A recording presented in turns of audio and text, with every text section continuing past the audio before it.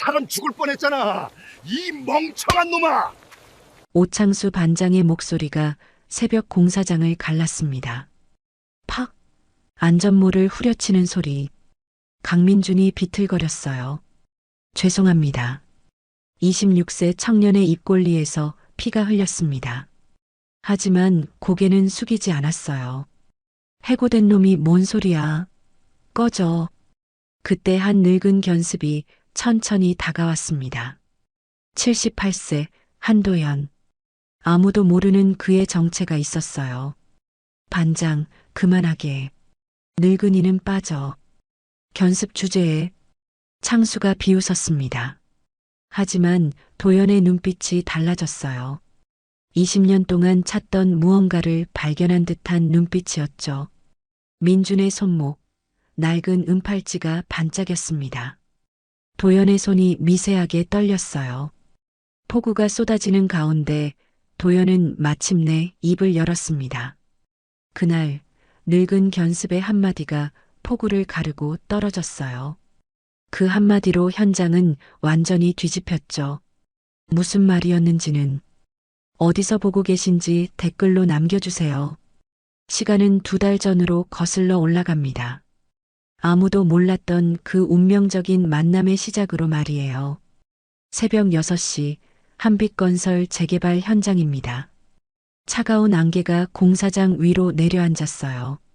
먼지와 시멘트 냄새가 섞인 공기 속에서 작업자들이 하나둘 모여들었죠. 겨울 새벽의 매서운 바람이 임시 건물들 사이를 휘돌았습니다. 한도연은 낡은 회색 작업복을 입고 있었습니다. 가슴팍에 달린 명찰에는 견습 관리자라는 글씨가 적혀 있어요. 78세의 나이에 맞지 않는 일이었지만 그의 표정은 담담했습니다. 희끗한 머리 아래 날카로운 눈매에는 무언가 깊은 그림자가 드리워져 있었어요. 손등에는 세월의 흔적이 깊게 새겨져 있었죠. 줄을 서서 기다리는 동안 도연의 시선이 한 청년에게 머물렀습니다. 강민준이었어요. 26세의 청년은 흙이 묻은 장갑을 꽉 쥐고 있었죠. 짙은 눈썹 아래 맑은 눈빛이 인상적이었어요. 햇볕에 그을린 피부와 단단한 체격에서 고단한 삶의 흔적이 느껴졌습니다. 안전모 끈을 단단히 매며 준비하는 모습이 꼼꼼해 보였어요. 도연은 속으로 중얼거렸습니다. 저 아이 어디서 본 듯한데. 그 순간 가슴 한쪽이 묘하게 저렸어요. 오래전 잃어버린 무언가를 찾는 듯한 기분이었죠. 그때 거친 목소리가 현장을 가득 채웠습니다. 오창수 반장이었어요. 48세의 그는 중간 키에 다부진 체격을 자랑했죠. 입에는 담배를 물고 있었고 짧게 깎은 머리 위로 안전모를 비스듬히 걸쳤어요. 잿빛 눈빛에는 냉소가 담겨 있었습니다. 야, 손 느린 놈들 나가. 오늘도 꾸물거릴 거야? 창수의 욕설이 새벽 공기를 갈랐습니다. 작업자들은 고개를 숙였어요. 위축된 표정들이 하나둘 보였죠. 그런데 민주는 다른 반응을 보였습니다. 묵묵히 자리를 잡고 일을 시작했어요. 불평 한마디 없이 말이에요. 견습은 뒤에서 구경이나 해. 창수가 도연을 향해 퉁명스럽게 말했습니다. 나이를 무시하는 투였어요. 다른 작업자들이 난처한 표정을 지었죠. 하지만 도연은 동요하지 않았습니다. 오히려 차분하게 고개를 끄덕였어요. 작업이 시작되자 현장은 소음으로 가득 찼습니다. 굴삭기 소리, 망치질 소리, 사람들의 외침이 뒤섞였어요. 철근과 시멘트가 부딪히는 소리가 끊임없이 울려 퍼졌죠. 먼지가 날리는 가운데 작업자들의 구슬땀이 흘러내렸습니다.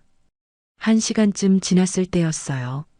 한쪽에서 무언가 덜컹거리는 소리가 들렸습니다.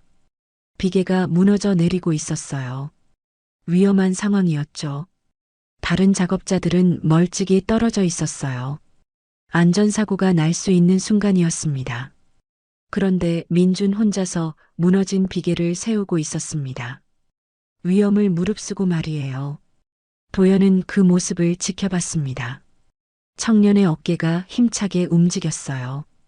땀이 이마를 적셨지만 포기하지 않았죠. 위험을 무릅쓰고 비계를 바로 세웠습니다. 다른 사람들의 안전을 먼저 생각하는 모습이었어요. 저 청년 대단해요. 옆에서 누군가 말했습니다. 정만복 경비원이었어요. 73세의 그는 낡은 군용 점퍼를 입고 있었죠. 말수가 적고 느린 걸음이지만 따뜻한 눈빛을 가진 사람이었습니다. 수수한 미소 뒤에 오랜 세월의 지혜가 숨어 있었어요. 도연은 만복을 바라봤습니다. 어딘지 낯익은 얼굴이었어요. 그런데 정확히 기억이 나지 않았죠. 오래전 어디선가 본 듯한 느낌이었습니다. 그러게요. 요즘 보기 드문 청년이네요. 도연이 대답했습니다. 그의 목소리는 낮고 단호했어요. 하지만 말끝에 미세한 떨림이 있었죠. 감정이 북받치는 순간이었습니다. 만복이 고개를 끄덕였어요. 안전은 양심이라고 생각해요. 저 청년은 그걸 아는 것 같아요. 그의 말에는 깊은 의미가 담겨 있었습니다. 마치 오래전부터 알고 있던 원칙을 말하는 듯 했어요. 오전 작업이 계속되었습니다. 창수 반장은 여전히 큰 소리를 지르며 돌아다녔어요. 작은 실수라도 있으면 가차없이 꾸짖었죠. 특히 나이 많은 작업자들에게는 더욱 가혹했습니다. 야, 노인네들 손 빨리 움직여. 창수의 목소리가 현장을 울렸습니다. 70대 작업자 한 분이 위축된 표정을 지었어요. 하지만 아무 말도 하지 못했죠. 도연은 그 모습을 보며 숨을 깊게 들이켰습니다. 젊은 시절 냉철한 경영자였던 그에게 이런 광경은 견디기 어려웠습니다. 점심시간이 되었습니다. 작업자들은 그늘진 곳에 모여 앉았어요. 임시로 만든 휴게소에서 도시락을 꺼내는 사람들이 보였죠. 김이 모락모락 나는 밥과 반찬들이 펼쳐졌습니다. 그 사이에서 민준의 모습이 눈에 띄었습니다. 그는 김치와 밥 한 덩이로 식사하고 있었어요. 변변한 반찬도 없었지만 불평하지 않았죠. 오히려 옆에 앉은 동료에게 환하게 웃어주고 있었어요. 형, 이거 드세요. 민준이 자신의 김치 몇 조각을 나누어 주었습니다. 자신도 부족할 텐데 말이에요. 22세 조은지가 옆에 앉아 있었어요. 검정 포니테일 머리에 밝은 눈빛을 가진 현장 사무보조였죠. 고마워요, 민준 오빠. 은지가 수줍게 말했습니다. 민준의 순박한 마음씨를 알아가고 있는 중이었어요. 만복이 도연에게 다가왔습니다. 저 청년 마음이 착해요. 하루 종일 욕을 먹어도 불평 한마디 없어요. 그래요? 네. 고아원에서 자랐다고 하더라고요. 그래서 그런가 봐요. 남을 배려할 줄 알아요. 도연은 조용히 고개를 끄덕였습니다. 마음 한쪽이 묘하게 저렸어요. 왜 그런지 알 수 없었죠. 가슴 깊은 곳에서 무언가 울컥 올라오는 느낌이었습니다. 고아원이라고 하셨나요? 네. 윤혜정 원장님이 키우셨다고 해요. 좋은 분이시죠? 도연의 표정이 미묘하게 변했습니다. 윤혜정이라는 이름에서 무언가 기억이 스쳤어요. 하지만 정확하지 않았죠. 오후 작업이 시작되었습니다.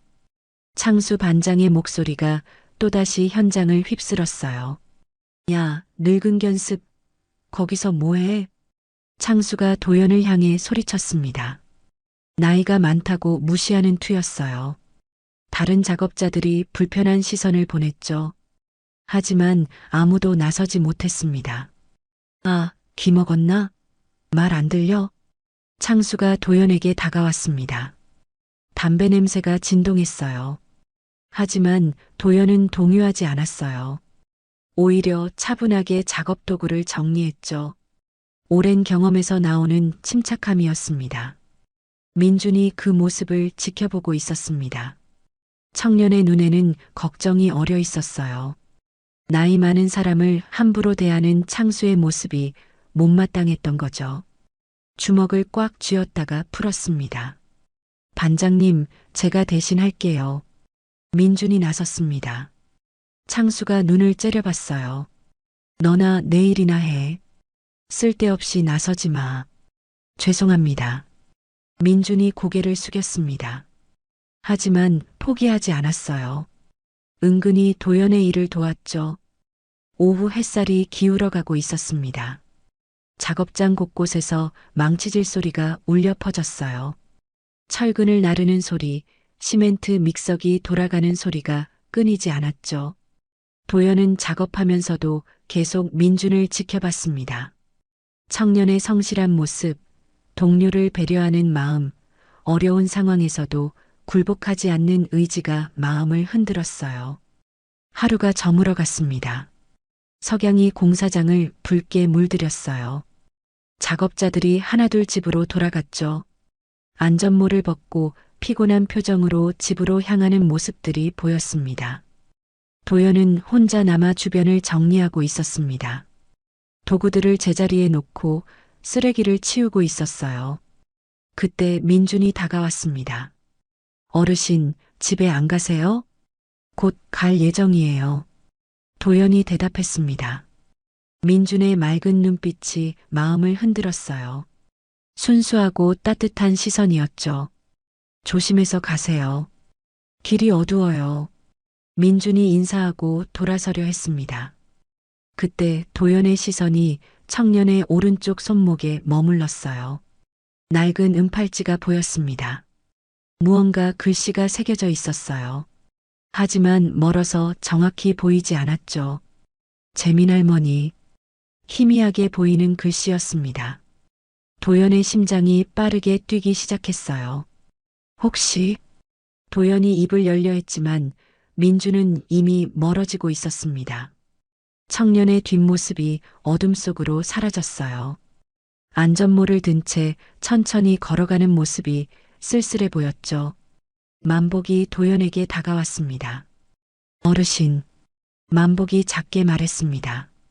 주변에 들리지 않게 조심스럽게 말이에요. 오래전 뵌 적 있는 것 같습니다. 만복의 눈빛에는 무언가 의미심장한 것이 있었습니다. 마치 모든 걸 알고 있는 듯한 표정이었어요. 오랜 세월을 함께한 사람만이 가질 수 있는 시선이었죠. 혹시 저를 아시나요? 도연이 조심스럽게 물었습니다. 글쎄요. 그냥 어딘가에서 본 것 같아서요. 만복이 애매하게 대답했습니다. 하지만 그의 표정에는 확신이 있었어요. 하루가 끝났습니다. 평온해 보이는 일상이었지만 그 아래 작은 균열들이 생기고 있었어요. 도연의 마음 속에, 민준을 향한 관심 속에, 그리고 만복의 의미심장한 시선 속에 말이에요. 내일은 또 어떤 일이 벌어질까요? 평범한 것 같지만 평범하지 않은 현장에서 말이에요. 운명의 실들이 천천히 엮어지고 있었습니다. 다음 날 아침, 어제보다 더 짙은 구름이 하늘을 덮었습니다. 새벽 공기는 축축했고 가랑비가 올 것 같은 기운이 감돌았어요. 한빛건설 현장에는 평소보다 무거운 분위기가 흘렸죠. 작업이 시작된 지 2시간쯤 지났을 때였습니다. 갑자기 큰 소리와 함께 크레인이 멈춰 섰어요. 고정핀에 문제가 생긴 거였죠. 철근을 들어 올리던 크레인이 위험하게 기울었습니다. 뭐야, 이거. 오창수 반장이 달려왔습니다. 얼굴이 벌겋게 달아올랐어요. 담배를 입에 문 채로 크레인 주변을 돌아보더니 분노가 폭발했죠. 누가 이따위로 묶었어. 창수의 목소리가 현장 전체를 뒤흔들었습니다. 작업자들이 하나둘 모여들었어요. 모두 긴장한 표정이었죠. 크레인 사고는 대형 참사로 이어질 수 있는 위험한 일이었습니다. 어제 마지막에 정리한 놈 누구야? 창수가 소리치며 둘러봤습니다. 작업자들은 서로의 얼굴을 바라봤어요. 아무도 선뜻 나서지 못했죠. 그때 강민준이 천천히 앞으로 나왔습니다. 창백한 얼굴이었지만 시선은 흔들리지 않았어요. 제가 했습니다. 민준의 목소리는 작았지만 분명했습니다. 주변이 조용해졌어요. 창수의 얼굴이 더욱 일그러졌죠. 너였구나. 창수가 민준에게 성큼 다가갔습니다. 주먹을 불끈 쥐었어요. 다른 작업자들은 뒤로 물러섰죠. 무서운 일이 벌어질 것 같았습니다. 사람 죽을 뻔했잖아. 이 멍청한 놈아. 그 순간이었습니다.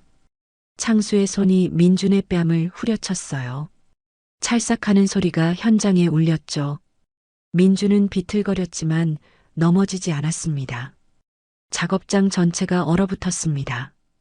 아무도 움직이지 못했어요. 충격적인 광경이었죠. 젊은 청년이 맡고 있는데 아무도 나서지 못하는 상황이었습니다. 민준의 입골리에서 피가 흘렸습니다. 하지만 그는 고개를 숙이지 않았어요. 맑은 눈빛만이 조금 흔들렸죠. 죄송합니다. 민준이 조용히 말했습니다. 변명하지 않았어요. 자신의 실수를 인정했죠. 그런데 그때 한 사람이 천천히 앞으로 나왔습니다. 한도연이었어요. 78세의 노인이 묵묵히 창수 앞으로 걸어갔죠. 반장, 그만하게. 도연의 목소리는 낮고 차분했습니다. 하지만 단호함이 느껴졌어요. 뭐? 창수가 돌아봤습니다. 늙은 견습이 자신에게 명령하는 것 같아서 어이없었어요. 저 청년 잘못이 아니야. 도연이 말했습니다. 민준을 바라보는 시선에는 무언가 특별한 감정이 있었어요. 견습 주제에 끼어들어 창수가 비웃었습니다. 담배를 뱉어내며 도연을 째려봤어요. 이 현장에서 나이 처먹은 게 뭔 자랑이야? 가만히 있어. 창수의 말이 더욱 거칠어졌습니다. 다른 작업자들도 불편한 표정을 지었어요. 하지만 아무도 말리지 못했죠. 도연은 한 걸음 더 다가갔습니다. 그의 시선이 민준에게 향했어요. 청년의 오른쪽 손목이 보였습니다. 장갑을 벗은 손목에 낡은 은팔찌가 반짝였어요. 그 순간 도연의 심장이 멈추는 것 같았습니다. 팔찌에 새겨진 글씨가 선명하게 보였거든요. 재민할머니. 도연의 숨이 가빠졌습니다. 그 팔찌를 알고 있었어요. 20년 전 실종된 손자에게 직접 만들어준 팔찌였습니다. 세상에 단 하나밖에 없는 팔찌였죠. 설마 세상에 그런 우연이. 도연의 머릿속이 하얗게 변했습니다. 심장이 쿵 내려앉았어요. 숨이 막히는 것 같았죠.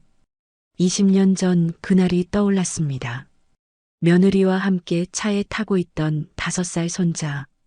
교통사고 후 아들과 며느리는 시신으로 발견됐지만 손자만은 찾을 수 없었어요. 강으로 떨어져 시신도 찾지 못했다고 했죠. 그런데 지금 눈앞에 있는 청년의 손목에 그 팔찌가 있었습니다. 야, 늙은이. 정신 나갔어? 창수가 도연을 밀쳤습니다. 도연이 비틀거렸어요. 하지만 그는 아무 말도 하지 못했습니다. 충격이 너무 컸거든요. 민준이 재빨리 도연을 부축했습니다. 어르신, 괜찮으세요? 민준의 목소리가 따뜻했습니다. 자신이 맞았는데도 다른 사람을 걱정하고 있었어요. 도연은 민준의 얼굴을 자세히 봤습니다. 짙은 눈썹, 맑은 눈빛, 고든 코. 어릴 때 손자의 모습이 겹쳐 보였어요. 아, 아니야. 괜찮아. 도연이 떨리는 목소리로 말했습니다. 확신할 수는 없었어요. 하지만 가능성만으로도 마음이 뒤죽박죽이었죠. 하늘에서 가랑비가 떨어지기 시작했습니다. 처음엔 한두 방울이었지만 점점 굵어졌어요. 작업자들이 하나둘 처마 밑으로 피했죠. 오늘 작업 중단. 창수가 소리쳤습니다. 비가 내리면 안전사고 위험이 커지거든요. 내일까지 크레인 고정핀 점검하고 와. 또 이런 실수 있으면 내쫓을 줄 알아. 창수가 민준을 노려보며 말했습니다.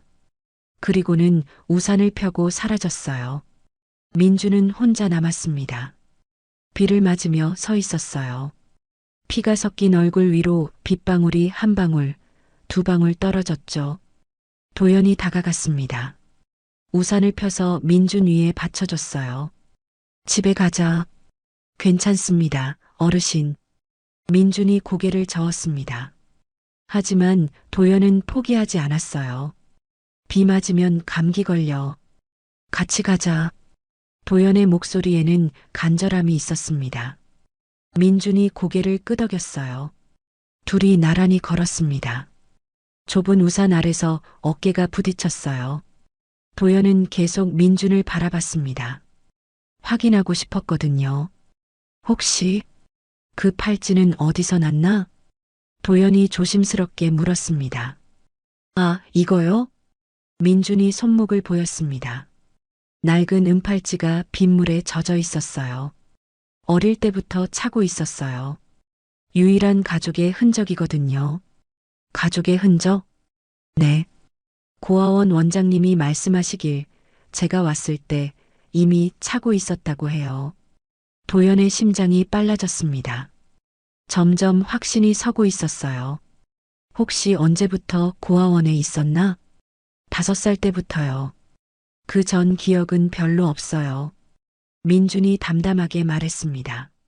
슬픈 표정이었지만 체념한 듯 보였어요. 도연은 더 이상 질문하지 못했습니다. 확신이 서면서 동시에 두려워졌거든요. 20년 동안 죄책감에 시달렸는데 갑자기 손자가 나타난다면? 비가 더 세게 내렸습니다.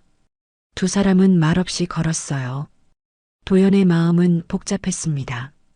기쁨과 두려움, 죄책감과 간절함이 뒤섞였죠. 버스 정류장에 도착했습니다. 민준이 인사했어요. 어르신, 오늘 도와주셔서 감사했어요. 아니야. 당연한 일이었어. 도연이 대답했습니다. 더 말하고 싶었지만 용기가 나지 않았어요. 민준이 버스에 올랐습니다. 창문 너머로 손을 흔들었어요. 도연도 손을 들었죠. 버스가 멀어져 갔습니다. 혼자 남은 도연은 빗속에 서 있었습니다. 우산을 들고 있지만 정신이 없어서 비를 맞고 있었어요. 정만복이 다가왔습니다. 어르신, 괜찮으세요? 만복의 목소리였습니다. 이번엔 조심스럽게 말했어요. 당신 나를 아는군요. 도연이 돌아봤습니다. 만복은 고개를 끄덕였어요. 20년 전 안전감독관이었습니다. 한빛건설에서 일했죠. 그때, 네, 사고 때 기억해요. 그 아이가 실종됐을 때 말이에요. 만복의 표정이 무거워졌습니다. 오랜 세월의 비밀을 간직한 듯 했어요. 혹시 그 아이가 확실하지 않아요. 하지만 가능성은 있어 보여요. 만복이 신중하게 말했습니다. 어떻게 해야 할까요? 도연이 물었습니다.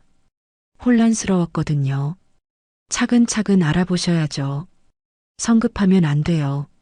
만복의 조언이었습니다. 오랜 경험에서 나오는 지혜였어요. 비가 계속 내렸습니다. 두 노인은 말없이 서 있었어요. 20년 전의 상처가 다시 아물어지기 시작했습니다. 그런데 동시에 새로운 상처도 깊어지고 있었어요. 진실을 마주할 용기, 용서받을 자격, 다시 시작할 힘에 대한 의문들이 도연의 마음을 짓눌렀죠. 내일은 또 어떤 일이 기다리고 있을까요? 운명의 실들이 더욱 복잡하게 얽혀가고 있었습니다. 크레인 사고 이후 며칠이 지났습니다. 현장의 분위기는 여전히 무거웠어요. 오창수 반장은 평소보다 더 예민해져 있었죠. 작은 실수라도 있으면 가차없이 꾸짖었습니다.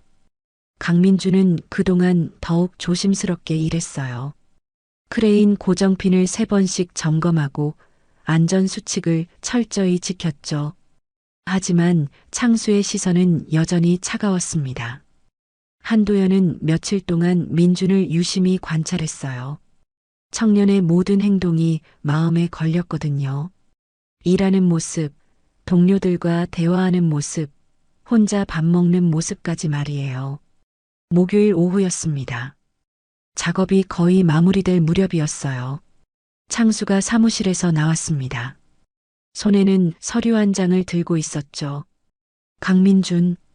창수의 목소리가 현장에 울렸습니다. 민준이 달려왔어요.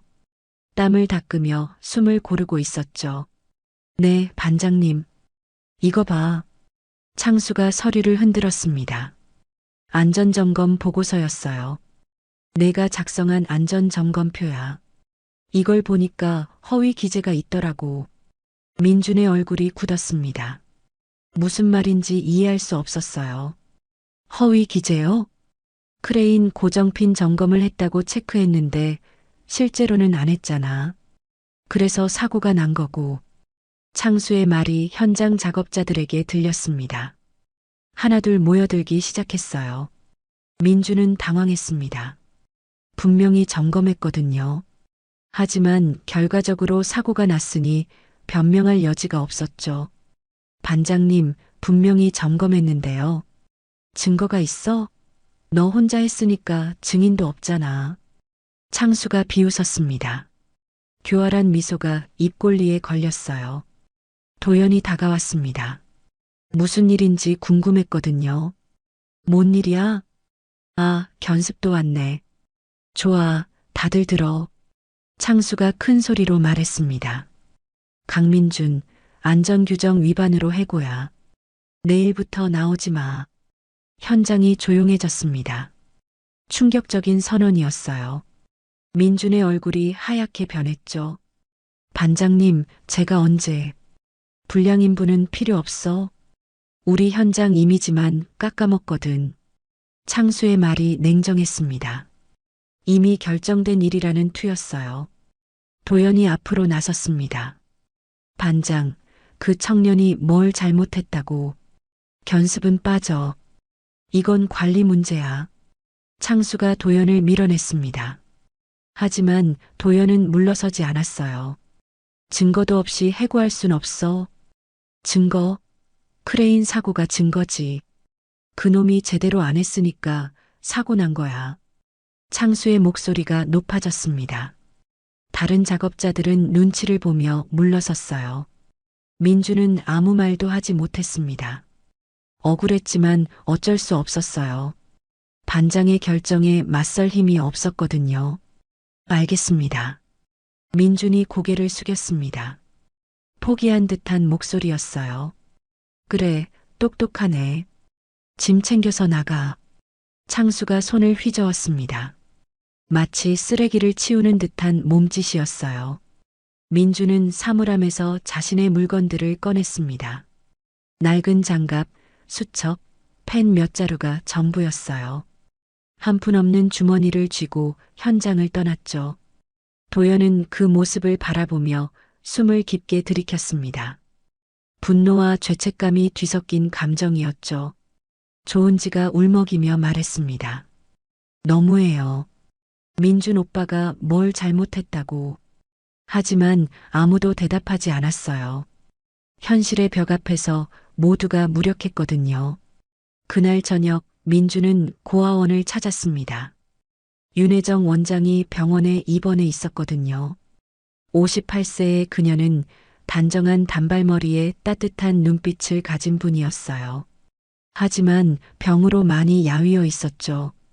원장님, 민준이 병실 문을 열었습니다.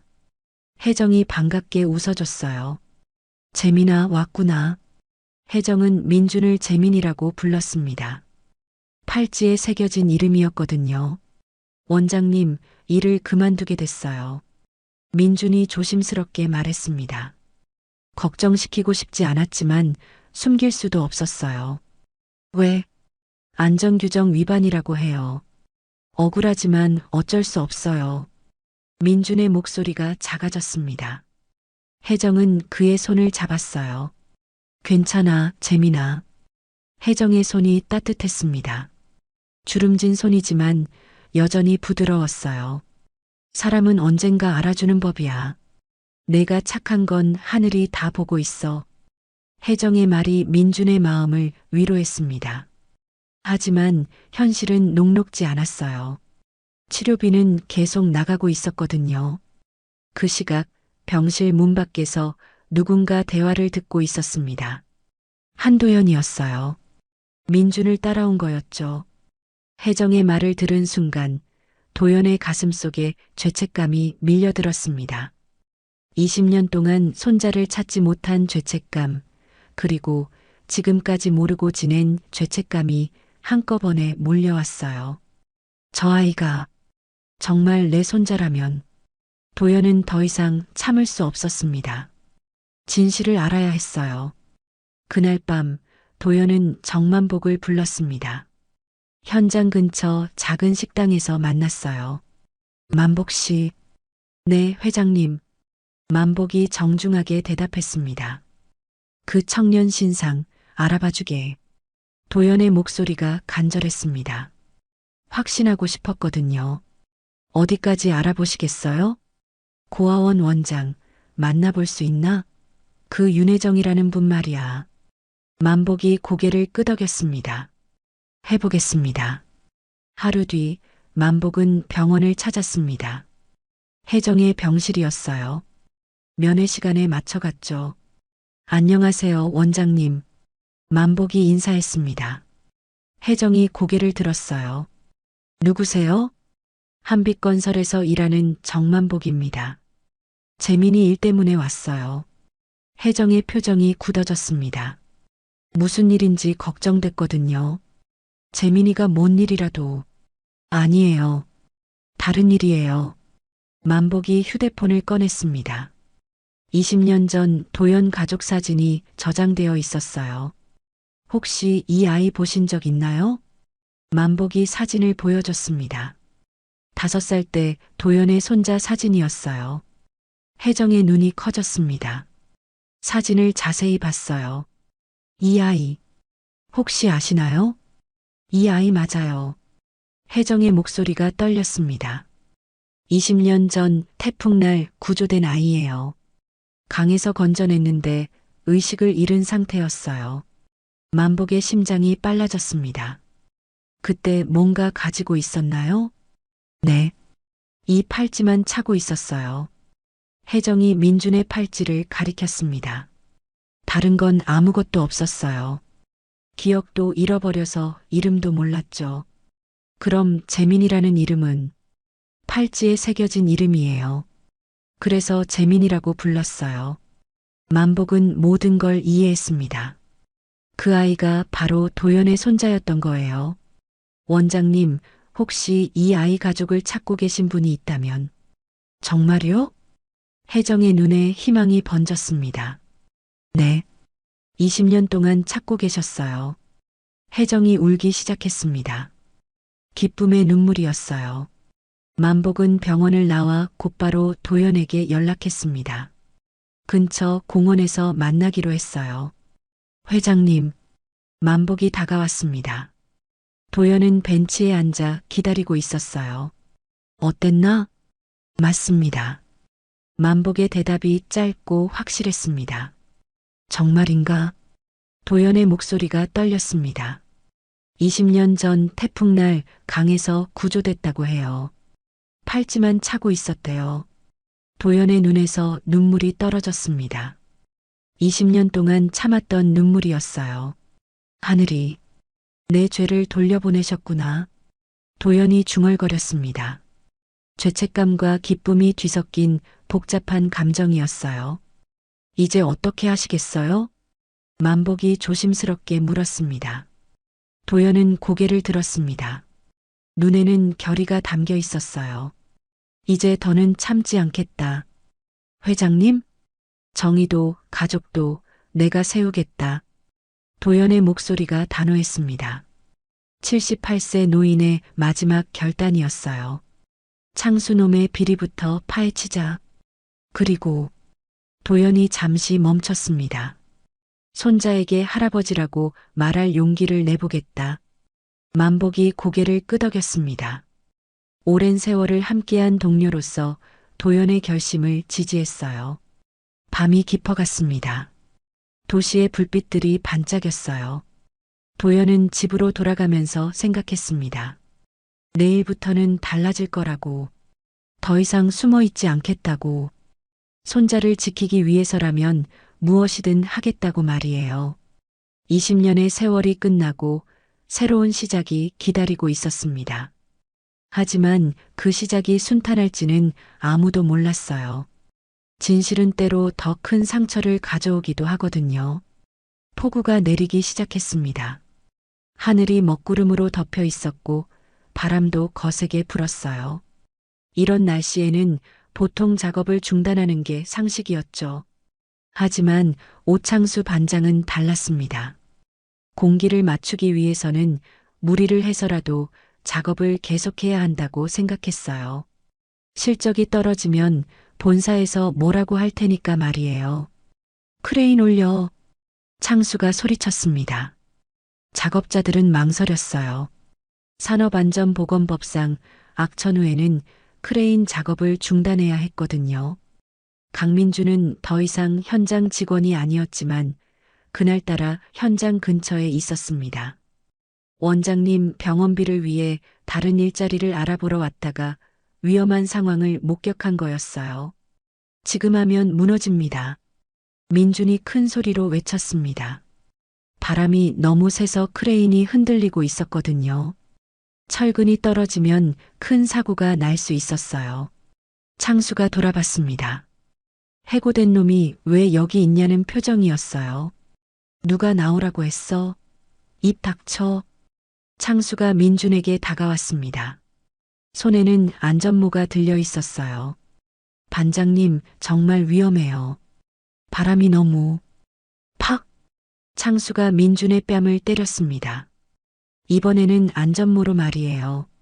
민준이 비틀거렸죠. 이마에서 피가 흘렸습니다. 해고된 놈이 뭔 소리야. 꺼져. 창수의 목소리가 폭우 소리보다 컸습니다. 다른 작업자들은 무서워서 아무도 나서지 못했어요. 민준은 쓰러지지 않았습니다. 피를 닦으며 다시 일어났어요. 사람 다칠 수 있어요. 제발. 창수가 또 손을 들었습니다. 이번에는 더 세게 때리려 했어요. 그 순간이었습니다. 멈춰라, 이놈아. 저 뒤에서 누군가의 목소리가 울렸습니다. 한도연이었어요. 78세 노인이 폭우를 맞으며 앞으로 걸어 나왔죠. 모든 작업자들이 멈췄습니다. 창수도 손을 멈췄어요. 늙은 견습이 자신에게 소리치는 게 어이없었거든요. 뭐야, 늙은이? 창수가 비웃었습니다. 견습 주제에 미쳤어요? 여긴 당신이 나설 자리가 아니에요. 창수의 말이 무시하는 투였습니다. 다른 작업자들도 긴장했어요. 나이 많은 사람이 맞을 수도 있는 상황이었거든요. 도연은 천천히 걸어왔습니다. 빗물이 얼굴을 타고 흘렀지만 시선은 흔들리지 않았어요. 그의 눈에는 20년 동안 쌓인 무언가가 있었죠. 작업자들 앞에 선 도연은 조용히 안전모를 벗었습니다. 희끗한 머리가 드러났어요. 그리고 가슴에 달린 견습관리자 명찰을 천천히 뜯어냈죠. 찢어지는 소리가 빗소리 사이로 들렸습니다. 창수가 어이없다는 표정을 지었어요. 다른 사람들도 무슨 일인지 몰라 당황했죠. 나는 한빛건설 회장 한도연이다. 도연의 목소리가 현장을 가득 채웠습니다. 낮고 단호한 목소리였어요. 순간 현장이 조용해졌습니다. 빗소리만 들렸어요. 모든 사람들의 숨이 멎은 것 같았죠. 창수의 얼굴이 굳었습니다. 뭔 소리인지 이해할 수 없었어요. 뭐라고요? 한빛건설 회장이라고 했다. 도연이 반복했습니다. 이번에는 더욱 또렷하게 말이에요. 작업자들이 웅성거리기 시작했습니다. 믿을 수 없다는 표정들이었어요. 늙은 견습이 갑자기 회장이라니 말이에요. 정만복이 앞으로 나왔습니다. 맞습니다. 한빛건설 명예회장님이세요. 만복의 증언에 현장이 다시 조용해졌어요. 이제 진짜라는 걸 깨달았거든요. 창수의 얼굴이 하얗게 변했습니다. 자신이 지금까지 누구에게 욕을 했는지 알았거든요.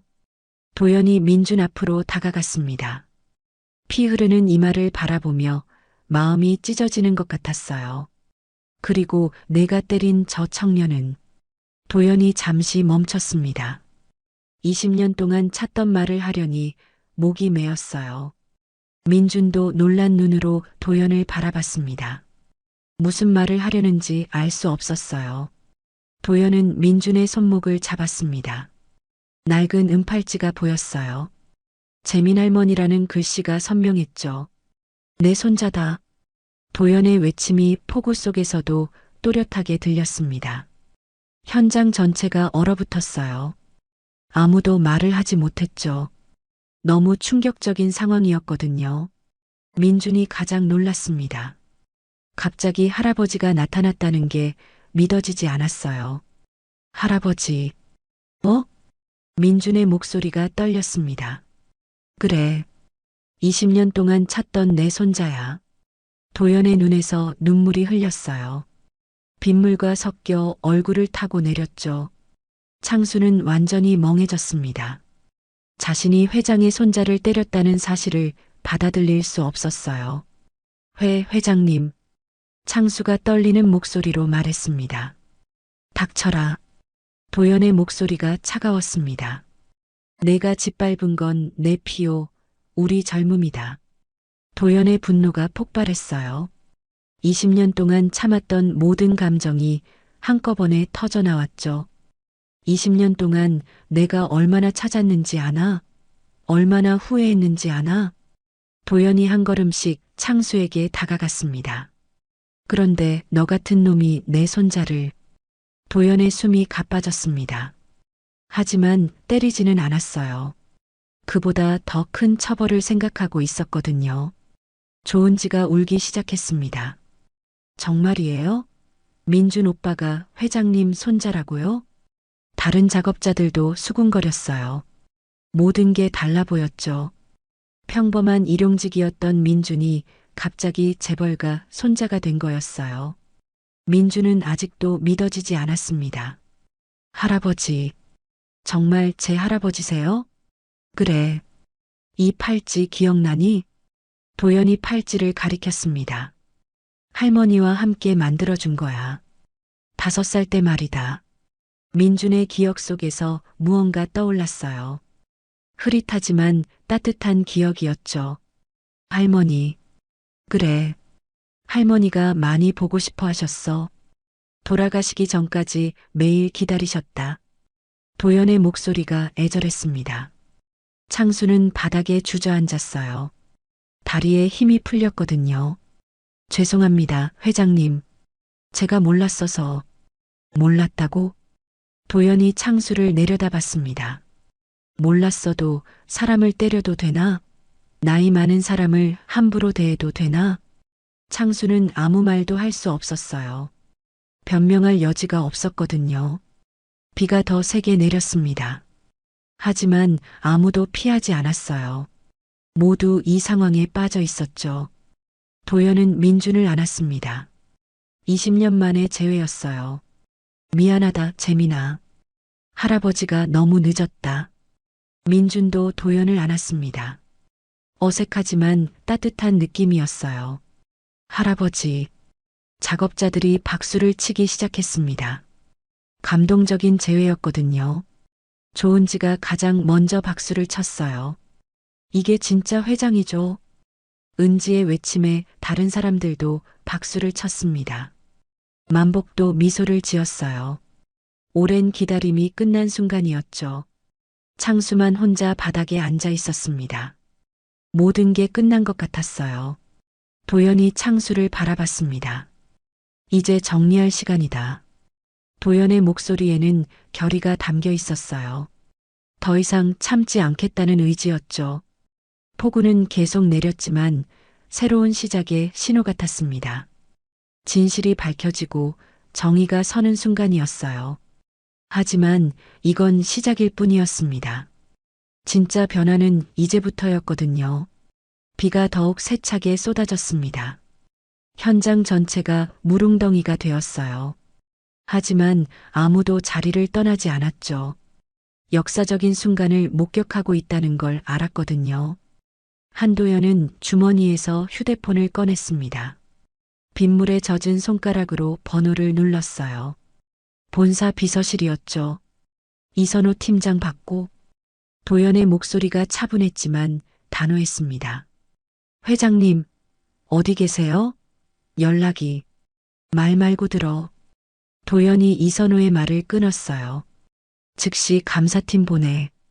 반장 이름 오창수, 비리 전부 파헤쳐. 전화 너머로 이선호가 당황하는 소리가 들렸어요. 회장님, 무슨 일이? 30분 안에 와. 자료는 만복이 가지고 있어. 도연이 전화를 끊었습니다. 정만복을 바라봤어요. 만복 씨, 그거 가져와. 만복이 고개를 끄덕였습니다. 경비실로 향했어요. 걸음이 빨라졌죠. 창수는 바닥에 앉은 채 떨고 있었습니다. 무슨 자료인지 알 것 같았거든요. 뒤통수가 서늘해졌어요. 회장님, 뭔 자료 말씀이시죠? 창수가 떨리는 목소리로 물었습니다. 도연은 대답하지 않았어요. 민준의 상처를 살피고 있었거든요. 재민아, 아픈 데 없니? 괜찮아요, 할아버지. 민준이 피를 닦으며 말했습니다. 여전히 꿈 같은 상황이었어요. 만복이 경비실에서 돌아왔습니다. 손에는 봉투 하나와 USB가 들려 있었어요. 여기 있습니다. 만복이 도연에게 건네줬습니다. 이게 뭡니까? 창수가 초조하게 물었어요. 도연이 봉투를 열었습니다. 회계장부와 사진들이 나왔어요. 창수의 얼굴이 하얗게 변했죠. 자재비 횡령 증거야. 3개월치 기록이 다 있어. 도연의 말에 현장이 술렁였습니다. 그리고 이건 도연이 USB를 들어보였어요. CCTV 영상이야. 내가 인부들 폭행하는 장면 말이다. 창수가 벌떡 일어났습니다. 그건 오해예요. 오해? 도연이 냉소했어요. 증거가 이렇게 많은데? 만복이 앞으로 나왔습니다. 20년 전부터 지켜봤어요. 안전은 양심이라고 했는데 이 사람은 양심이 없었어요. 만복의 목소리가 무거웠습니다. 매달 자재비 30%씩 빼돌렸어요. 그 돈으로 도박하고 술 먹고. 창수가 발버둥쳤습니다. 회장님, 전 몰랐습니다. 정말 몰랐어요. 모르는 게 죄다. 도연의 목소리가 얼음장 같았어요. 내 손이 내 손자를 때렸다. 그 순간 현장 입구에서 차 소리가 들렸습니다. 검은 승용차 2대가 들어왔어요. 감사팀이 도착한 거였죠. 이선호가 우산을 쓰고 뛰어왔습니다. 35세의 그는 정장 차림에 냉철한 인상이었어요. 회장님, 늦었네. 도연이 담담하게 말했습니다. 자료는 만복 씨가 줄 거야. 즉시 조사해. 이선호가 상황을 파악했습니다. 감사팀원들과 함께 창수를 둘러쌌어요. 오창수 반장, 조사에 협조해 주세요. 창수가 뒤로 물러났습니다. 이건 함정이야. 회장이 직접 와서. 증거가 있으니까 왔겠지. 이선호가 차분하게 말했습니다. 그때 또 다른 차들이 들어왔어요. 기자들이었죠. 누군가 제보한 것 같았어요. 카메라 셔터 소리가 빗소리와 섞였습니다. 플래시가 번쩍였어요. 한빛건설 회장이 현장에 나타났다는데 손자를 찾았다는 소문이 있던데요. 기자들이 몰려들었습니다. 도연은 기자들 앞으로 걸어갔어요. 민준의 손을 잡고 말이죠. 질문 받겠습니다. 도연의 말에 기자들이 조용해졌어요. 왜 현장에 나오셨나요? 한 기자가 물었습니다. 도연은 잠시 생각했습니다. 그리고 깊게 고개를 숙였어요. 오늘 나는 한 회사의 회장이 아니라 한 사람의 할아버지로 섰습니다. 기자들이 웅성거렸어요. 예상치 못한 대답이었거든요. 20년 전 잃어버린 손자를 찾았습니다. 그런데 도연의 목소리가 떨렸어요. 그 아이가 이런 현장에서 폭행을 당하고 있었습니다. 카메라가 민준을 향했습니다. 상처 입은 얼굴이 클로즈업 됐어요. 회장으로서 부끄럽습니다. 우리 회사 직원이 이런 일을 저질렀다니. 도연이 다시 고개를 숙였습니다. 앞으로 바뀔 겁니다. 현장 안전과 노동자 인권을 최우선으로 하겠습니다. 박수가 터져 나왔어요. 작업자들이 먼저 쳤고 기자들도 따라했죠. 한편 경찰이 현장에 도착했습니다. 이선호가 미리 신고해둔 것이었어요. 오창수 씨 횡령 및 폭행 혐의로 연행하겠습니다. 경찰관이 말했습니다. 창수는 구석에서 덜덜 떨고 있었어요. 검찰에 넘기겠습니다. 이선호가 조용히 말했어요. 횡령 금액이 상당해요.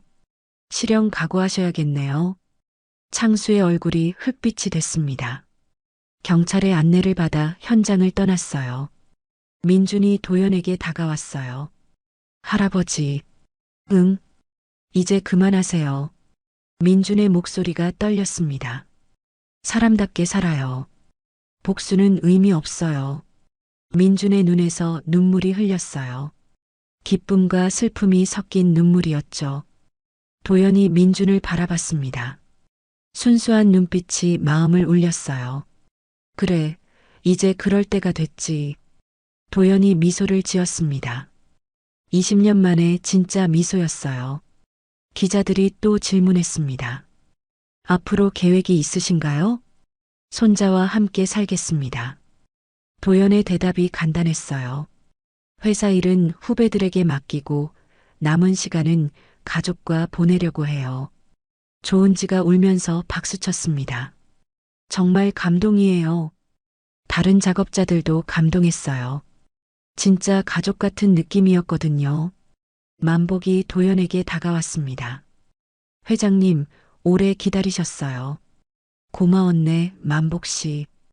20년 동안 도연이 만복의 손을 잡았어요. 이제 진짜 시작이야. 비가 그치기 시작했습니다. 구름 사이로 햇살이 비쳤어요. 작업자들이 하나둘 집으로 돌아갔습니다. 모두 행복한 표정이었어요. 민준과 도연만 남았습니다. 할아버지와 손자가 20년 만에 만난 거였죠. 재민아. 네, 할아버지. 할머니 묘소에 가자.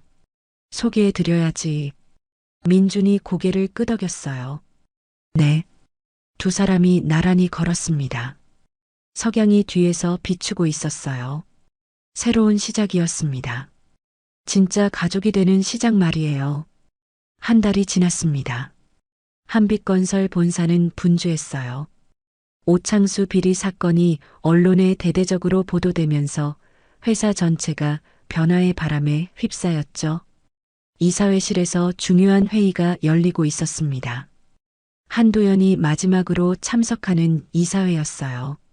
78세 회장의 얼굴에는 평온함이 깃들어 있었죠.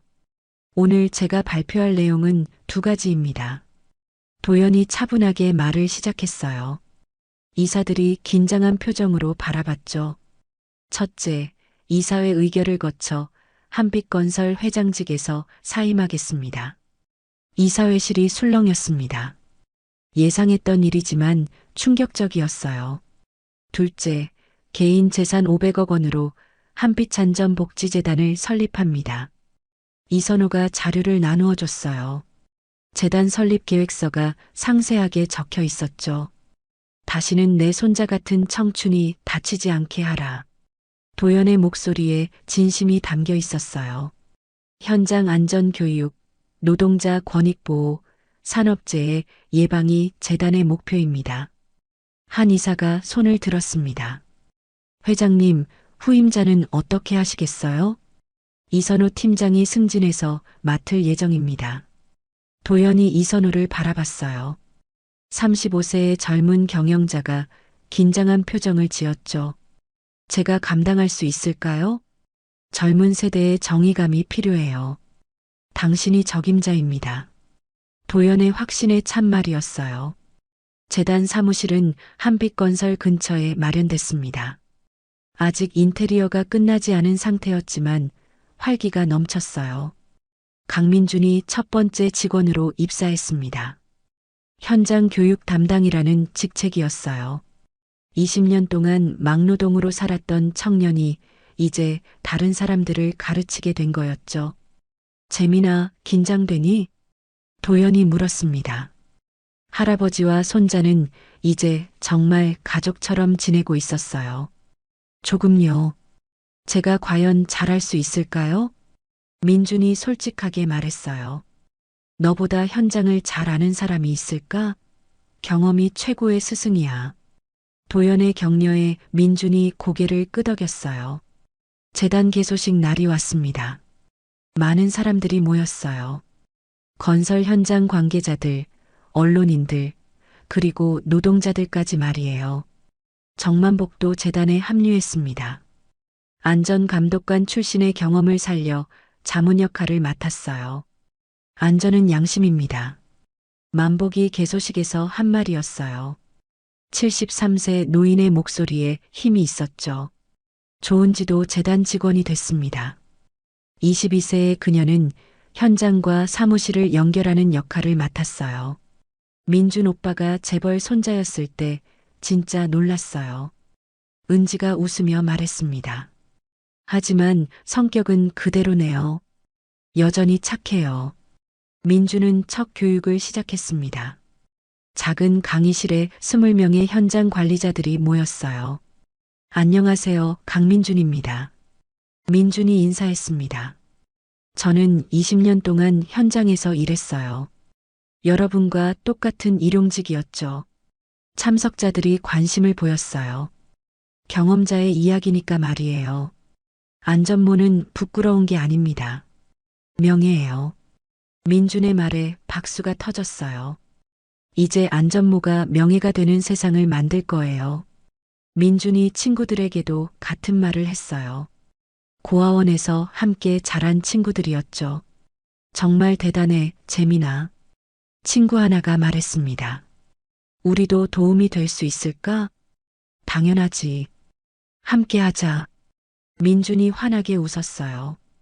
도연은 그런 민준을 바라보며 미소 지었습니다. 손자가 자랑스러웠어요. 피보다 큰 건 마음이더라. 도연이 조용히 말했어요. 넌 이제 내 이름을 잇는 게 아니라 내 뜻을 잇는 거다. 민준이 고개를 끄덕였습니다. 이제야 진짜 가족이 생겼어요. 민준의 말에 도연의 눈가가 촉촉해졌어요. 언론에서는 연일 이 이야기를 다뤘습니다. 막노동 청년, 재벌 손자였다는 제목의 기사들이 쏟아졌어요. 하지만 도연은 그런 기사들을 좋아하지 않았어요. 그건 기사거리가 아니야. 도연이 조용히 말했습니다. 교훈이지. 재단 운영이 본격적으로 시작됐습니다. 현장 안전 교육, 노동자 상담, 산업재해 예방 프로그램들이 하나둘 만들어졌어요. 민주는 매일 현장을 돌아다녔습니다. 직접 가서 안전 교육을 했어요. 같은 경험을 한 사람이니까 설득력이 있었죠. 여러분, 안전 수칙 지키세요. 민준이 한 현장에서 말했어요. 제가 직접 당한 일이에요. 안전모 하나로 생명을 구할 수 있어요. 현장 관리자들이 진지하게 들었습니다. 도연도 가끔 현장을 방문했어요. 이제는 회장이 아니라 재단 이사장 자격으로 말이에요. 어떠세요, 할아버지? 민준이 물었습니다. 좋아. 이게 진짜 일이야. 도연이 만족스러워했어요. 윤혜정 원장님도 많이 좋아졌습니다. 민준이 가족을 찾았다는 기쁨 때문이었어요. 재민이가 이렇게 훌륭하게 자라줘서 고마워요. 혜정이 도연에게 말했어요. 저야말로 고맙습니다. 원장님이 잘 키워주셨어요.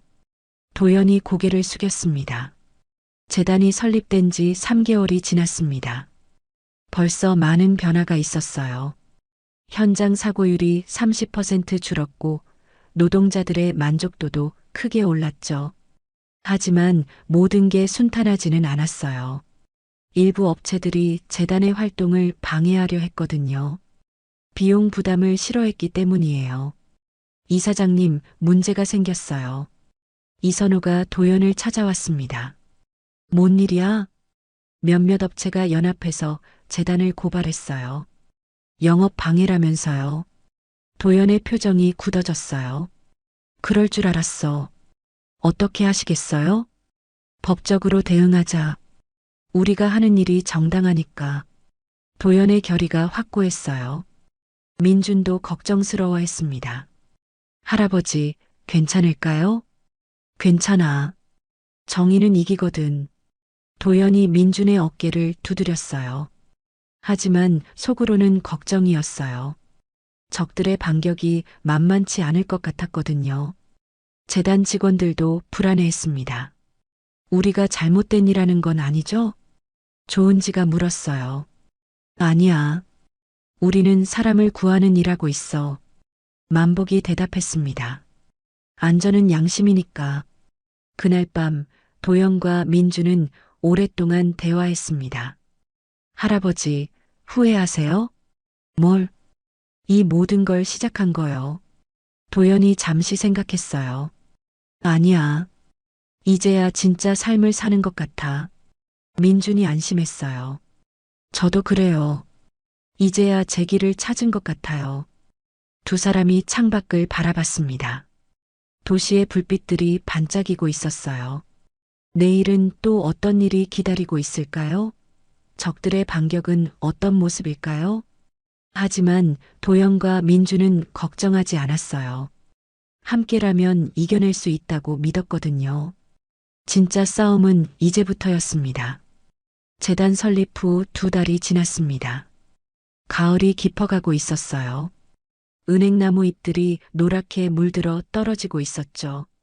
변화의 계절이었습니다. 윤혜정 원장의 병실은 조용했어요.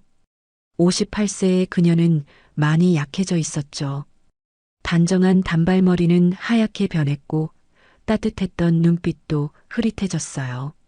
하지만 민준을 바라보는 시선만은 여전히 사랑스러웠습니다. 재민아. 혜정이 힘없는 목소리로 불렀어요. 민준이 침대 옆으로 다가왔죠. 네, 원장님. 내 진짜 가족 찾았으니. 혜정이 민준의 손을 잡았습니다. 차가운 손이었어요. 이제 할머니는 편하다. 민준의 눈에서 눈물이 흘렸어요. 20년 동안 어머니 같았던 분이 떠나가려 하고 있었거든요. 원장님, 아직 가시면 안 돼요. 괜찮아, 재민아. 사람은 언젠가 가는 거야. 혜정이 미소를 지었어요. 평생 아이들을 돌보며 살았던 분의 마지막 미소였죠. 한도연이 병실 문을 열고 들어왔습니다. 손에는 하얀 국화꽃을 들고 있었어요. 원장님, 도연이 정중하게 인사했습니다. 혜정이 고개를 돌렸어요. 회장님, 아니지. 이제는 이사장님이군요. 그냥 할아버지라고 불러주세요.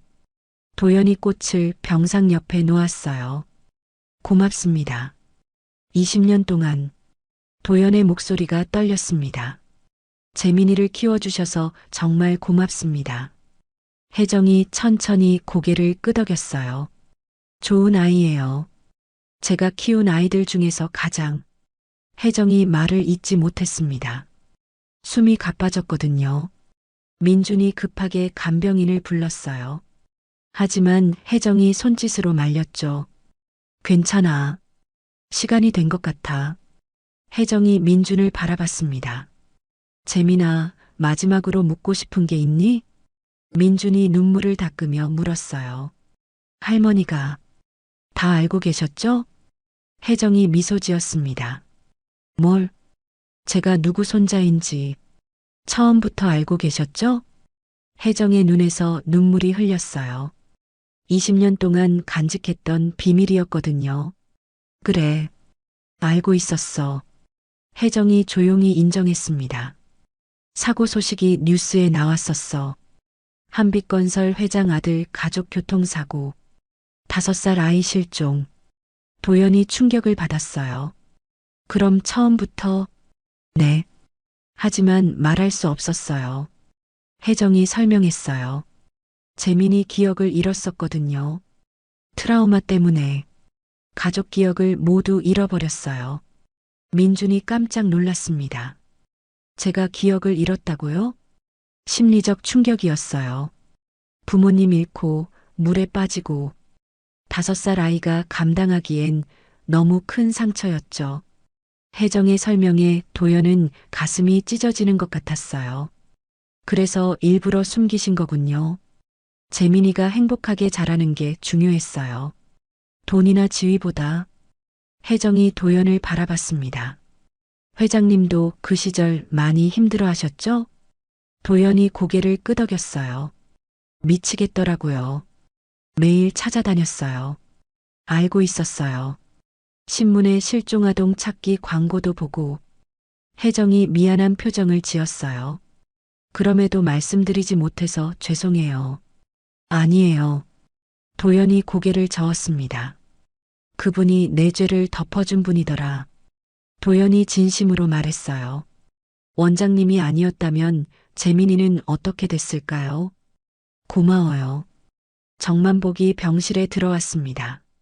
73세 노인은 모자를 벗고 정중하게 인사했어요. 원장님, 안녕하세요. 만복 씨도 왔군요. 혜정이 반가워했습니다. 회장님, 만복이 도연에게 말했어요. 이번엔 회장답게가 아니라 사람답게 끝내십시다. 만복의 조언에 도연이 고개를 끄덕였어요. 그래, 만복 씨. 이제 사람으로 살 때지. 혜정이 민준의 손을 꽉 잡았습니다. 재민아, 할아버지 말씀 잘 들어. 네, 원장님. 그리고 착하게 살아라. 내 마음처럼. 네. 민준이 울먹였어요. 사랑한다, 재민아. 혜정의 마지막 말이었습니다. 천천히 눈을 감았어요. 평화로운 표정이었죠. 민준이 흐느꼈습니다. 도연이 손자의 어깨를 감쌌어요. 울어도 돼, 재민아. 할아버지. 원장님이 하늘에서 지켜보실 거야. 만복도 조용히 고개를 숙였습니다. 좋은 분을 보내드리는 마음이었어요. 장례는 조용히 치러졌습니다. 고아원 아이들과 졸업생들이 모였어요. 한빛재단 직원들도 참석했죠. 조은지가 꽃을 올리며 말했어요. 원장님 고맙습니다. 민준 오빠 잘 키워주셔서. 다른 아이들도 하나씩 인사했어요. 혜정이 얼마나 사랑받았는지 알 수 있었죠. 장례 후 일주일이 지났습니다. 도연은 한빛건설 회장실에 마지막으로 앉아 있었어요. 이제 정말 모든 걸 정리할 시간이었죠. 이선호가 들어왔습니다. 이사장님, 인수인계 서류 준비됐습니다. 고생했네. 도연이 서류에 사인했어요. 한빛건설 마지막 결제였죠. 앞으로 잘 부탁해요. 걱정 마세요. 이사장님 뜻 이어받겠습니다. 이선호가 정중하게 인사했어요. 도연은 개인 물건들을 정리했습니다. 사진, 책, 만년필. 30년 회장 생활의 흔적들이었어요. 그 중에 20년 전 가족 사진이 있었습니다. 아들, 며느리, 그리고 5살 민준이 함께 찍은 사진이었어요. 이제야 다시 만났구나. 도연이 사진을 쓰다듬었습니다. 민준이 회장실로 왔어요. 할아버지, 다 정리하셨어요? 응. 이제 끝났어. 도연이 일어났습니다. 후회 없으세요? 없어. 이제야 진짜 시작이야. 두 사람이 회장실을 나왔습니다. 도연이 마지막으로 불을 껐어요. 사람을 잃고 얻은 부, 다 소용없었지. 도연이 중얼거렸습니다. 하지만 이제는 다르다. 창밖으로 새벽빛이 비치기 시작했어요. 도연의 주름진 얼굴을 부드럽게 감쌌죠. 할아버지. 응? 원장님 말씀이 맞는 것 같아요. 민준이 말했어요. 뭐가? 사람은 언젠가 알아준다고. 할아버지 마음을 하늘이 알아준 것 같아요. 도연이 민준을 바라봤습니다. 손자의 성숙한 모습이 기특했어요. 그래. 이제 우리가 다른 사람들도 알아줘야지. 네. 두 사람이 나란히 걸었습니다. 새벽 거리가 조용했어요. 한빛재단 사무실에 도착했습니다. 벌써 몇몇 직원들이 출근해 있었어요. 이사장님, 조은지가 반갑게 인사했습니다. 오늘도 현장 교육 있죠? 네. 세 곳 돌 예정이에요. 민준이 대답했습니다. 만복도 벌써 와 있었어요. 이사장님, 오늘 일정 확인하실까요? 그래요. 도연이 미소 지었습니다. 이제 정말 새로운 시작이었어요. 그날 저녁 도연과 민준은 혜정의 묘소를 찾았습니다. 국화꽃을 가져갔어요. 원장님, 인사드리러 왔어요. 민준이 꽃을 놓으며 말했습니다. 할아버지와 함께 좋은 일 하고 있어요. 지켜봐 주세요. 도연도 고개를 숙였습니다. 고맙습니다, 원장님. 재민이 잘 키워주셔서 바람이 불어 나뭇잎들이 흩날렸어요. 마치 혜정이 대답하는 것 같았죠. 집으로 돌아가는 길에 민준이 물었어요. 할아버지, 행복하세요? 응. 너는? 네. 정말 행복해요. 두 사람이 웃었습니다. 진짜 가족의 웃음이었어요. 20년의 기다림이 끝났습니다. 새로운 시작이 기다리고 있었어요. 할아버지와 손자가 함께 만들어갈 미래 말이에요. 하지만 아직 끝이 아니었습니다. 더 큰 시련이 기다리고 있었거든요. 1년 후 봄이었습니다. 벚꽃이 만개한 서울 강남에 새로운 건설 현장이 들어섰어요. 한빛건설의 새로운 프로젝트였죠. 하지만 예전과는 완전히 달랐습니다. 준공식 날 아침이었어요. 현장 입구에는 커다란 현판이 걸려 있었습니다. 사람이 먼저인 한빛건설 강재민 이사. 반짝이는 글씨가 아침 햇살에 빛났어요. 강민준의 새로운 직책이 적힌 현판이었죠. 1년 전 막노동꾼이었던 청년이 이제 한빛건설 안전 담당 이사가 된 거였습니다. 민준은 새 안전모를 쓰고 현장을 둘러보고 있었어요. 26세에서 27세가 된 그의 얼굴에는 자신감이 넘쳤죠. 여전히 맑은 눈빛이었지만 이제는 책임감도 함께 담겨 있었습니다. 이사님, 조은지가 달려왔습니다. 23세가 된 그녀는 이제 현장 안전관리팀장이었어요. 준비 다 됐어요. 기자분들도 오셨고요. 고마워, 은지야. 민준이 웃으며 답했습니다. 여전히 다정한 말투였어요. 현장 곳곳에는 새로운 안전시설들이 설치되어 있었습니다. 최신형 안전망, 센서가 달린 안전모, 자동 경보 시스템까지 말이에요. 한빛안전복지재단에서 개발한 기술들이었죠. 정만복도 현장을 돌아보고 있었습니다. 74세가 된 그는 이제 한빛건설 명예 안전고문이었어요. 좋아졌네요, 정말. 만복이 흐뭇하게 말했습니다. 안전은 양심이라고 했는데 이제야 진짜 양심적인 현장이 된 것 같아요. 이선호 신임 회장도 현장을 점검하고 있었어요. 36세가 된 그는 한빛건설을 완전히 새롭게 바꿔놓았죠. 재민 이사, 수고하셨어요. 아니에요, 회장님.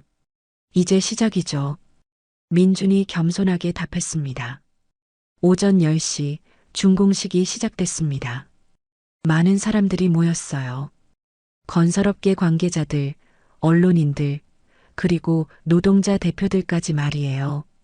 무엇보다 특별한 점은 현장 작업자들도 모두 참석했다는 것이었습니다. 예전에는 상상할 수 없는 일이었죠. 안전한 현장, 행복한 일터를 만들겠습니다. 민준이 단상에서 인사말을 했습니다. 저도 이 자리에서 일했던 사람입니다. 여러분의 마음을 알아요. 작업자들이 박수를 쳤어요. 진심이 담긴 박수였죠. 앞으로도 현장의 목소리에 귀 기울이겠습니다. 민준의 말에 더 큰 박수가 터졌습니다. 그때 한 사람이 천천히 현장으로 들어왔어요. 한도연이었습니다. 79세가 된 그는 지팡이를 짚고 있었지만 걸음은 여전히 당당했어요. 사람들이 웅성거렸습니다. 전 회장이 나타났거든요. 도연은 단상으로 올라가지 않았어요. 대신 작업자들 사이에 섰죠. 민준이 도연을 발견했습니다. 깜짝 놀란 표정이었어요. 할아버지, 민준이 단상에서 내려와 도연에게 달려왔습니다. 왜 말씀 안 하고 오셨어요? 깜짝 선물이야. 도연이 웃으며 답했습니다. 오늘은 회장이 아니라 할아버지로 왔다. 도연의 말에 주변 사람들이 미소를 지었어요. 감동적인 순간이었거든요. 그럼 전 손자로서 약속드릴게요. 민준이 진지하게 말했습니다. 절대 부끄럽지 않게 하겠어요. 도연이 민준의 어깨를 두드렸어요. 자랑스러운 표정이었죠. 이미 충분히 자랑스러워. 기자들이 이 장면을 놓치지 않았어요. 카메라 셔터 소리가 연달아 터졌죠. 감동적인 장면이네요. 한 기자가 말했습니다. 이게 진짜 가족의 모습이죠. 준공식이 끝나고 현장 견학이 시작됐습니다. 도연과 민준이 나란히 걸었어요. 어때, 많이 바뀌었지? 민준이 물었습니다. 그래, 완전히 다른 것 같아. 도연이 감탄했어요. 새로운 현장은 정말 달랐습니다. 작업자들이 웃으며 일하고 있었어요. 안전 수칙을 지키면서도 스트레스 받지 않는 분위기였죠. 한 작업자가 다가왔습니다. 이사님, 감사합니다. 덕분에 안전하게 일할 수 있어요. 제가 감사하죠. 함께 해주셔서. 민준이 정중하게 답했습니다. 작업자들이 안전줄을 점검하며 웃고 있었어요. 예전에는 귀찮은 일이었지만 이제는 당연한 일상이 된 거였죠. 저기 봐. 도연이 한 곳을 가리켰습니다. 젊은 작업자 하나가 신입 작업자에게 안전 교육을 하고 있었어요. 안전모는 생명이에요. 절대 벗지 마세요. 네, 알겠습니다. 따뜻한 대화였습니다. 서로 배려하는 모습이었어요. 좋은 일 하고 있네. 도연이 흐뭇해했습니다. 점심시간이 되었습니다. 현장 휴게실에서 작업자들과 함께 식사했어요. 예전과는 완전히 다른 분위기였죠. 이사님도 예전에 여기서 일하셨다면서요? 한 작업자가 물었습니다. 네. 1년 전에요. 민준이 솔직하게 답했습니다. 그때도 이렇게 좋았나요? 아니에요. 많이 힘들었죠. 민준이 웃으며 말했습니다. 그래서 바꾸고 싶었어요. 모두가 행복하게 일할 수 있는 현장으로. 작업자들이 고개를 끄덕였어요. 공감하는 표정이었죠. 오후에는 안전 교육 시간이 있었습니다. 민준이 직접 진행했어요. 안전은 선택이 아니라 필수입니다. 민준의 목소리에 힘이 있었어요. 여러분의 가족이 기다리고 있어요. 안전하게 집에 가야 해요. 작업자들이 진지하게 들었습니다. 도연은 뒤에서 지켜보며 뿌듯해했어요. 손자가 자신의 경험을 나누며 다른 사람들을 도와주는 모습이 대견했거든요. 교육이 끝나고 도연과 민준은 현장을 벗어났습니다. 근처 공원을 천천히 걸었어요. 할아버지, 정말 후회 없으세요? 민준이 물었습니다. 뭘? 회장 자리 내려놓으신 거요. 도연이 잠시 생각했어요. 없어. 오히려 이제야 진짜 일을 하는 것 같아. 진짜 일이요? 사람을 살리는 일 말이야. 도연의 대답이 깊었습니다. 하늘이 맑게 겠습니다. 구름 한 점 없는 파란 하늘이었어요. 봄바람이 부드럽게 불었죠. 할아버지, 응? 사랑해요. 민준이 갑자기 말했습니다. 도연이 깜짝 놀랐어요. 손자가 이런 말을 하는 게 처음이었거든요. 나도 사랑해, 재민아. 도연의 목소리가 따뜻했습니다. 두 사람이 공원 벤치에 앉았어요. 멀리서 아이들이 뛰어노는 소리가 들렸죠. 할아버지, 원장님이 지켜보고 계실까요? 그럼, 분명히 보고 계실 거야. 도연이 하늘을 바라봤습니다. 자랑스러워 하실 거야. 내가 이렇게 훌륭하게 자라서. 민준도 하늘을 바라봤어요. 혜정 원장을 그리워하는 마음이었죠. 그날 저녁 뉴스에서 이 이야기가 나왔습니다. 막노동꾼에서 대기업 이사가 된 청년의 감동 스토리. 재벌 회장이 손자를 위해 모든 걸 내려놓은 이야기. 하지만 가장 중요한 건 뉴스가 아니었어요. 진짜 변화였죠. 권력보다 큰 건 사랑이었습니다. 돈보다 무거운 건 책임이었어요.